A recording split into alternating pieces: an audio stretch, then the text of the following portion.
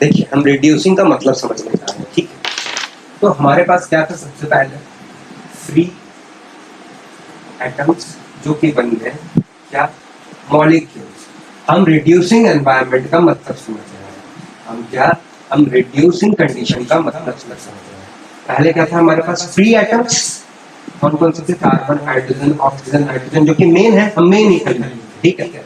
Molecules, molecules क्या क्या बन सकते हैं, अब देखिए, वाटर तो सबसे पहले बनेंगे। अच्छा, एक कार्बन को अगर 4 हाइड्रोजन मिल जाए तो CH4 नहीं बनेंगे, मीथेन नहीं बनेंगे, क्या बनेंगे। अच्छा, कार्बन को अगर ऑक्सीजन मिल जाए तो क्या कार्बन डाइऑक्साइड नहीं बना लेगा, तो क्या बन गए, मीथेन, कार्बन डाइऑक्साइड, वाटर। अच्छा, अगर नाइट्रोजन को आप हाइड्रोजन दे दो तो क्या ये अमोनिया नहीं बना लेगा, बना लेगा जी, जरूर बनाएगा, क्यों नहीं बनाएगा, ठीक है। अच्छा, HCN भी बनते हैं, HCN, ठीक है, इसे हम बाद में देखिए। फॉर एग्जाम्पल, मैं आपको रिड्यूसिंग का मतलब समझा रहा हूँ, बहुत अच्छे से इजी लैंग्वेज में समझाने का कोशिश करूंगा विद एन एग्जाम्पल, ठीक है।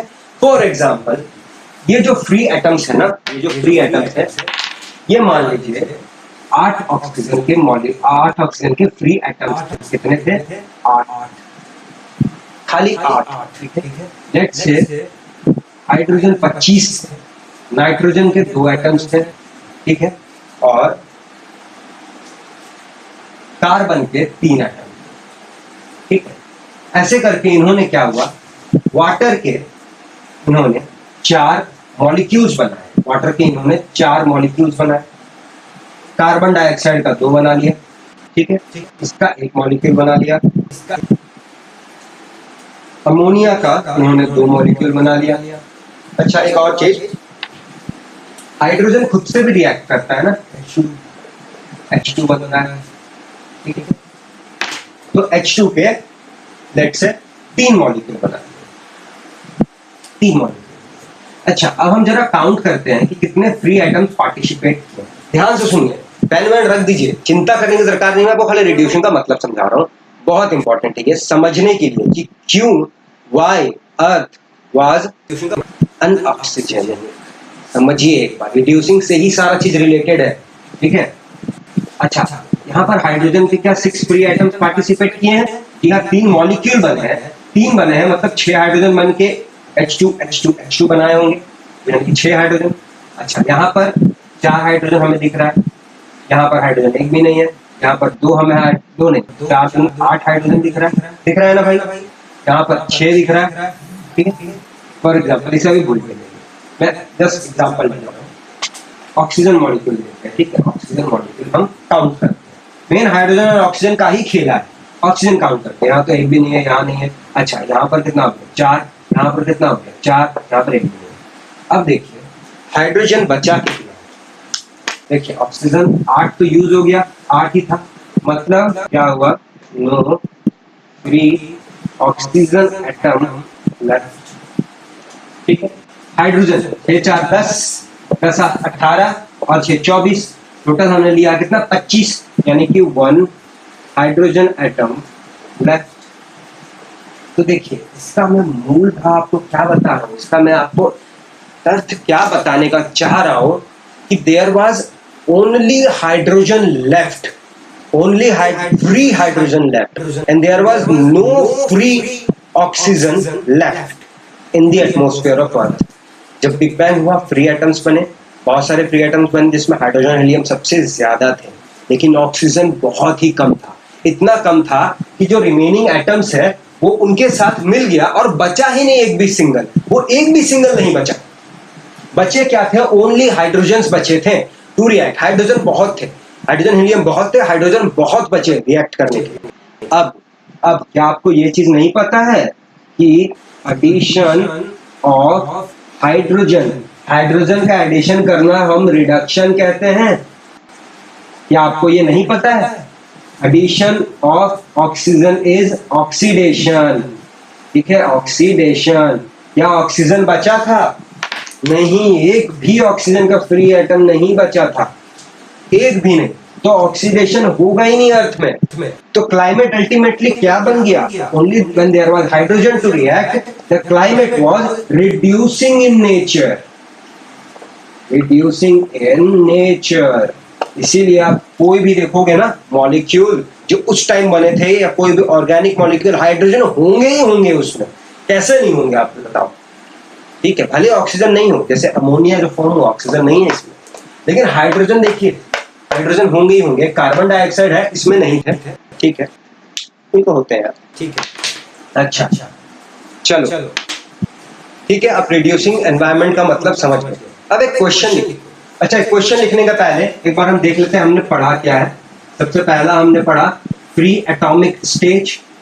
फ्री एटॉमिक स्टेज क्या थे, कौन से पहले आए हैं, क्लोरीन फ्लोरीन। ठीक है, सेकंड हमने क्या देखा, इसके बाद आया followed by molecular stage.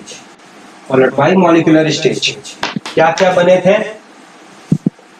CH4 हमें दिख रहा है, H2O। ठीक है, उसके बाद NH3 अमोनिया। ठीक है, ये क्या हो गया, ये हो गया वाटर, ये हो गया अमोनिया, ये हो गया मीथेन। ठीक है, तो क्वेश्चन आता है, क्वेश्चन आता है। ठीक है, फर्स्ट इनऑर्गेनिक मॉलिक्यूल्स जो फॉर्म हुए थे, what were the first inorganic molecule, दो hydrogen and ammonia, sorry water and ammonia, याद रखेंगे। And first organic molecule to be formed was methane. First organic molecule to be formed was methane. ये तीन important है, याद रखेंगे। अच्छा, इसके अलावा मैंने बताया था कार्बन डाइऑक्साइड, क्या बताया था, कार्बन डाइऑक्साइड। अब देखिए एक क्वेश्चन मैं आपको यहाँ पर पुट फॉरवर्ड करूंगा। एक क्वेश्चन है, लिखिए, क्वेश्चन है लिखिए कि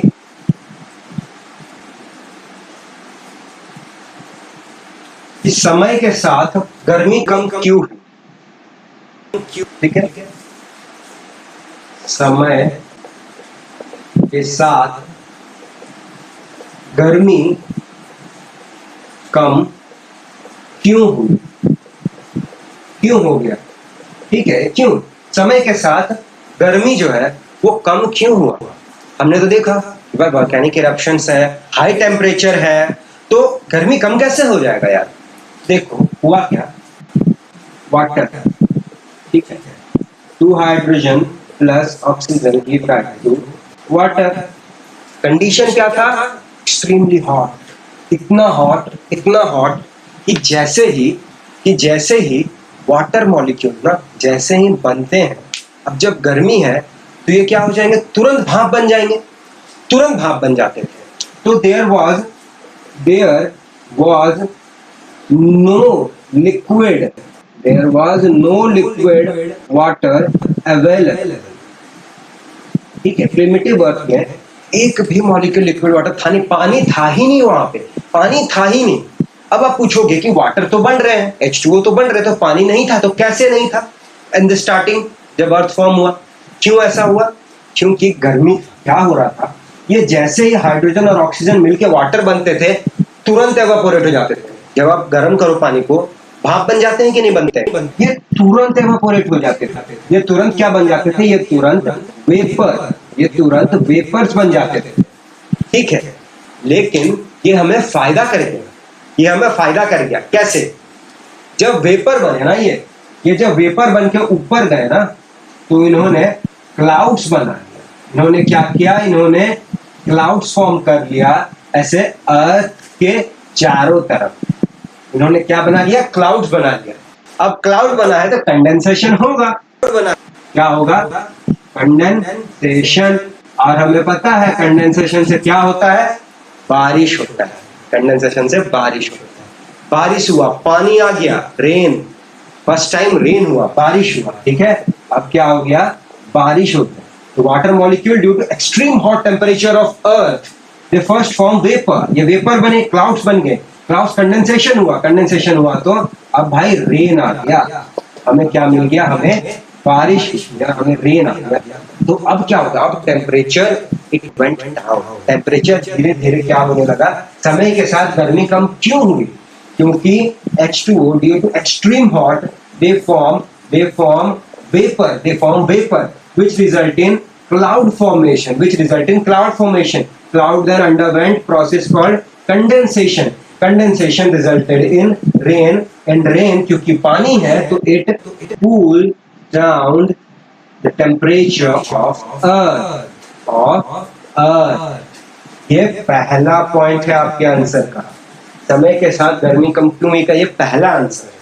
सेकेंड आंसर एक और मौजूद है, जानते हैं, बहुत ही इंटरेस्टिंग है वो, जो कि अक्सर बच्चे स्किप कर जाते हैं अक्सर, और उसका रीजन पता है किससे, कार्बन डाइऑक्साइड से। उसका रीजन है, जो सेकेंड रीजन है वो है कार्बन डाइऑक्साइड से।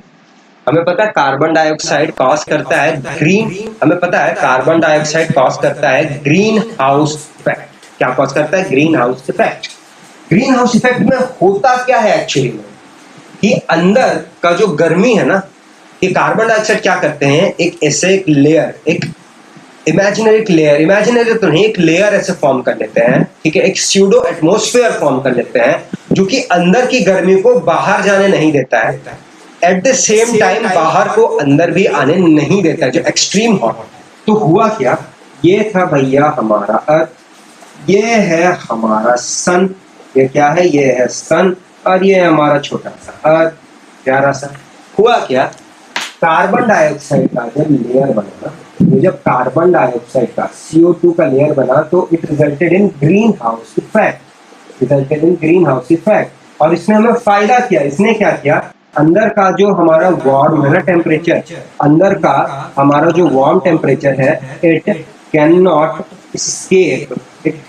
escape to space, क्योंकि अर्थ का एटमॉस्फेयर था नहीं, तो जो था डायरेक्ट कांटेक्ट था हमारा स्पेस के साथ में। तो अब पहला हमारा ऐसा बैरियर बना जो कि स्पेस को और अर्थ के एटमॉस्फेयर को डिफरेंशिएट कर पाए, ठीक है। तो क्या बन गया, कार्बन डाइऑक्साइड ने एक ऐसा बैरियर बनाया जो कि वार्म को, हमारे अंदर का जो गर्मी है, ठीक है, गर्मी से ही जीवन हुआ है ना, तो उसको एस्केप करने नहीं दिया। अलॉन्ग विद दैट यहाँ से जो हमारा आ रहा है, इसको समझ लीजिए, सन क्या है, सन एक ऐसा चूल्हा है या ऐसा एक गैस का, ठीक है, जो कि हमेशा नीचे से आग छोड़ रहा है, ठीक है, ऐसे आग आ रहा है, फायर आ रहा है।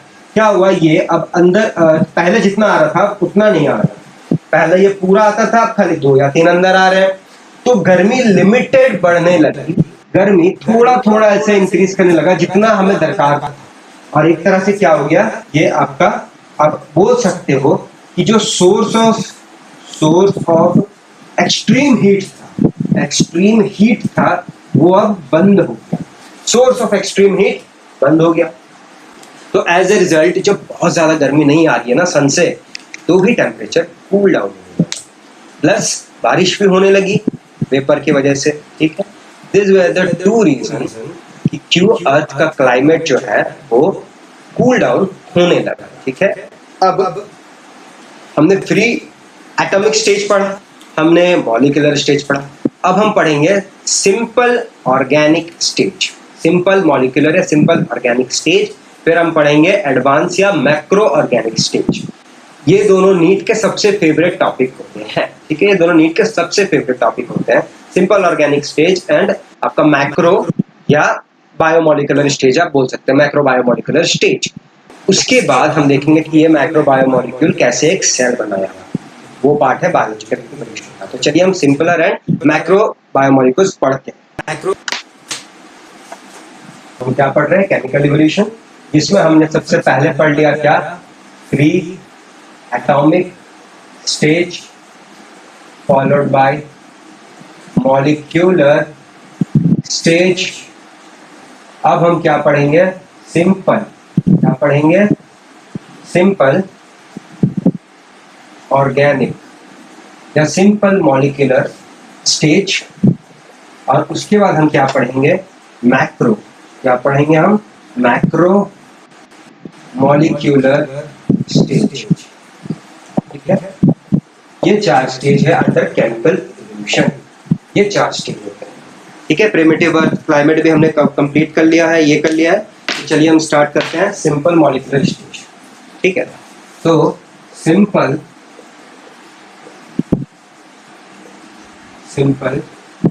ऑर्गेनिक स्टेज में क्या हुआ। देखिए हमारा ऑर्गेनिक स्टेज में क्या था, हमारा मॉलिक्यूलर स्टेज में क्या था। हमारा मॉलिक्यूलर स्टेज में हमने क्या क्या बोला था, मीथेन बना था, वाटर बना था, हमारा कार्बन डाइऑक्साइड बना था, अमोनिया बना था, HCN बना था।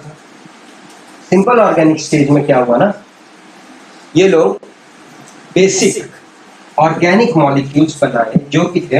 देखिए इसे आपको याद करना पड़ेगा, और ये आपको अभी आप जो नाम देखने जाएंगे इसे देख के डरिएगा मत, क्योंकि ये सारे बायो मॉलिक्यूल्स है और बायो मॉलिक्यूल्स हमारा एक कंप्लीट चैप्टर है और मैं वो आपको इतने इजीली कवर कराऊंगा, आपको बिल्कुल भी घबराने की जरूरत नहीं है। बस यहाँ पर देखिए और इसे आप अभी याद भी मत रखिए, कोई प्रॉब्लम नहीं है, कोई अभी इसे याद मत रखिए, क्योंकि बायो मॉलिक्यूल्स हम हर एक का इन डेप्थ स्टडी करने वाले हैं इन बायो मॉलिक्यूल्स। ठीक है, तो अभी आप खाली इसे एक बार देख लीजिए कि ये क्या है। इन सिंपल बायोमोलिक्यूल्स हमारे पास थे अमाइनो एसिड, ये सबसे पहला फॉर्म।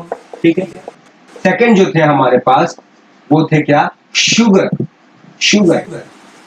थर्ड जो बने वो क्या बने, नाइट्रोजिनस बेसिस। क्या बने, नाइट्रोजिनस बेसिस।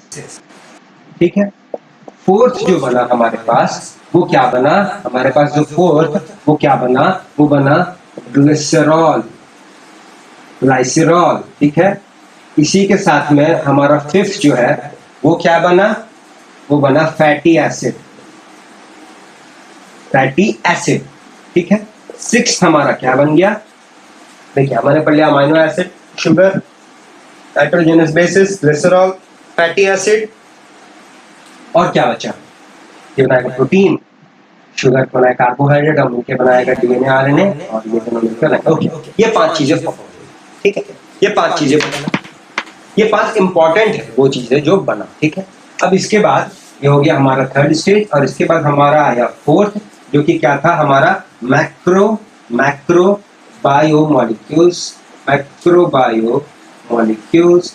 जिसमें क्या हुआ, जिसमें अमाइनो एसिड, एक से ज्यादा अमाइनो एसिड। ठीक है, एक से ज्यादा अमाइनो एसिड मिलके बना लिए प्रोटीन। मिलके क्या बनाए, दे फॉर्म प्रोटीन। एक से ज्यादा अमाइनो एसिड मिलके बना लिए प्रोटीन। शुगर, एक से ज्यादा शुगर मिलके क्या बना लिए, कार्बोहाइड्रेट। ये हमारा हो गया पहला, ये हमारा हो गया दूसरा। तीसरा क्या हुआ, फैटी एसिड और ग्लिसरॉल, ये दोनों मिलके क्या बना लिए हमारा, लिपिड। और चौथा क्या हो गया, शुगर और नाइट्रोजिनस बेसिस मिलके हमारा क्या बना लिए, न्यूक्लिक एसिड यानी RNA। क्या बना दिए, न्यूक्लिक एसिड यानी RNA या DNA। ठीक है, अब क्या, देखिए जब ये सब फॉर्म हुए ना, ये सब एक्चुअली में फॉर्म कहाँ हो रहे थे फॉर्म, रेन हुआ मतलब वाटर आ गया। तो ये सब आप इसको एक ऐसे या ऐसे आप एक वाटर समझ लो जो कि प्रिमिटिव अर्थ में था। ठीक है, तो ये ऐसे करके या आप वाटर समझ लो इसे। ठीक है, तो ये सारे वाटर में ऐसे तैर रहे थे। ठीक है, ये सारे वाटर में तैर रहे थे। ये क्या है, ये है H2O molecules. All this is H2O molecule. ये पूरा एक आप वाटर मॉलिक्यूल समझ लो, ये पूरा। ठीक है, और ये लोग सब ऐसे तैर रहे थे उसमें। तो वाटर में जब ये ऑर्गेनिक मॉलिक्यूल्स थे ना, ये ऑर्गेनिक मॉलिक्यूल्स थे, this is called prebiotic soup. What we call this? We call this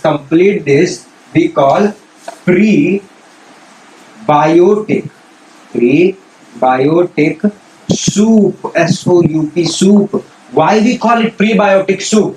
Biotic जो कि लाइफ देता है, लाइफ के पहले वाला चीज। तो ये वो चीज है जो कि एक्चुअली लाइफ दिया। तो ये लाइफ के पहले वाला चीज हुआ कि नहीं, अल्टीमेटली कॉमन सेंस है। तो this is called prebiotic soup, जिसमें simple organic molecules and macro organic molecules in water in a small water reservoir, या ऐसा कुछ बोल सकते हो. This is called prebiotic soup या ब्रॉथ, BROTH,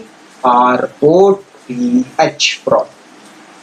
अब क्योंकि वीडियो बहुत ज्यादा लंबा हो रहा है हमेशा की तरह, तो मैं आपको केमिकल इवोल्यूशन का नोट्स बायोलॉजिकल इवोल्यूशन के साथ में दूंगा, क्योंकि ये कोई अलग टॉपिक नहीं है, ये साथ में आता है बायोलॉजिकल इवोल्यूशन के. इन द नेक्स्ट वीडियो हम बायोलॉजिकल इवोल्यूशन कंप्लीटली डिस्कस करेंगे, जो कि हम स्टार्ट करेंगे from the stage of macro biomolecule, यानी कि प्रोटीन, कार्बोहाइड्रेट, लिपिड और हमारा न्यूक्लिक एसिड यानी डीएनए, आरएनए ये बन चुका होगा. उसके बाद ये कैसे इंटीग्रेट किए हैं एक दूसरे के साथ में फ्रॉम स्टेप बाय स्टेप, और इन द लास्ट एक कंप्लीट सेल बनाए हैं, हम ये डिस्कस करेंगे in biological evolution in the next video. Okay guys, thank you, bye bye.